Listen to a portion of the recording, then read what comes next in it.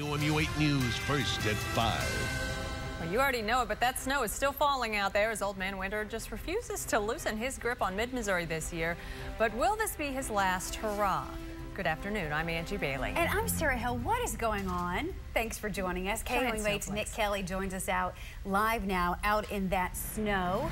So it's coming down pretty hard still. Can you believe that? That's right. It was a bit of a surprise to see snow for March, but it is still technically winter, so no surprise to see snow right now. But I managed to grab Eric's yardstick from the studio earlier. For grassy surfaces, anywhere between 9 and 10 inches of snow, but for the roads, it's basically turned to slush. You see behind me, Highway 63, traffic's moving along just fine. The roads are slick though, so whether you're seeing snow-covered roads or not, just take your time, slow down, and you'll get to where you're going. But we'll send it back to Michelle to see exactly what happened today and why we're still seeing snow. But for now, reporting live from Boone County, I'm Nick Kelly, KOMU 8 News. All right, thanks, Nick. Here's a look at what's going outside. We're getting one last hurrah from Mother Nature with a surprise snowstorm before we start spring this Sunday. Some of us are seeing quite a lot, actually. I brought Eric's yardstick out here earlier.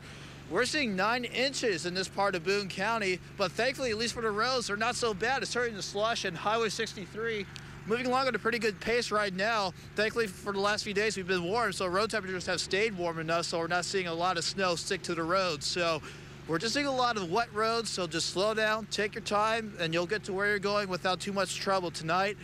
Now, well, here's a look at what actually happened today.